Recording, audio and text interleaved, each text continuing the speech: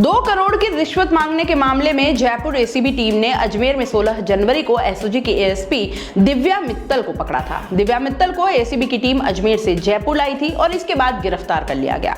दिव्या ने मादक पदार्थ तस्करी के मामले में हरिद्वार की फार्मा कंपनी के मालिक को गिरफ्तार नहीं करने के एवज में बर्खास्त पुलिसकर्मी सुमित कुमार के माध्यम से ये घूस मांगी थी और इसके बाद दिव्या को जेल हो गई थी। पिछले दिनों दिव्या को घूसखोरी के मामले में कोर्ट से जमानत मिल गई। दिव्या के जमानत पर बाहर आते ही एसओजी ने एनडीपीएस के मामले में जांच सही से नहीं करने के चलते गिरफ्तार कर लिया था।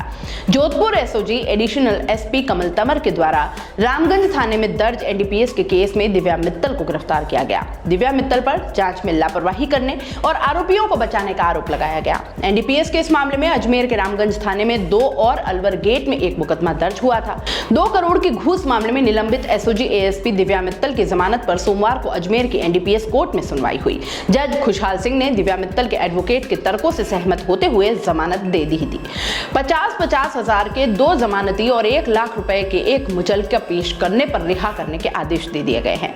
दिव्या मित्तल को मंगलवार को रिहा कर दिया जाएगा। दिव्या मित्तल के एडवोकेट भगवान सिंह चौहान ने बताया कि दिव्या मित्तल के एनडीपीएस गिरफ्तारी के मामले में जांच अधिकारी एडिशनल एसपी कमल तंवर के द्वारा एनडीपीएस एक्ट 59(3) की पालना नहीं की गई थी। ये तर्क दिव्या मित्तल के वकील द्वारा कोर्ट में पेश किया गया। एडवोकेट के तर्कों से सहमत होते हुए जज के द्वारा दिव्या मित्तल को जमानत दे दी गई।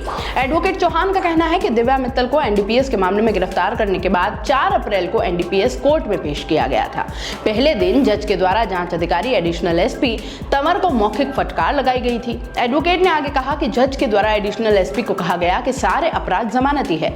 59(3) की पालना अभी तक नहीं की गई है। ना तो लिखित परिवाद पेश हुआ, ना ही स्टेट गवर्नमेंट की पूर्व अनुमति ली गई। सोमवार को हुई सुनवाई में भी जज ने टिप्पणी करते हुए कहा कि आज तक कोई लिखित शिकायत यानी परिवाद एसओजी के द्वारा नहीं पेश किया गया है और ना ही राज्य सरकार द्वारा पूर्व अनुमति पेश की गई है। एडवोकेट भगवान सिंह चौहान बताते हैं कि 59(1) जमानती अपराध है। 59(2) में दिव्या मित्तल से कुछ बरामदगी नहीं है, इसलिए यह धारा लागू नहीं होती। 59(3) में आरोपी दिव्या के खिलाफ प्राइवेट लिखित शिकायत देनी होती है जो कोर्ट में पेश नहीं हुई।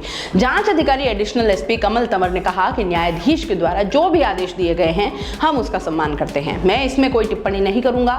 एसओजी के द्वारा नियम के अनुसार ही दिव्या मित्तल को रामगंज के मुकदमे में गिरफ्तार किया गया था। मामले में सरकार को पत्र भी जारी हुआ है और वो अभी प्रोसेस में है। अनुमति मिलते ही नियमानुसार कार्रवाई की जाएगी।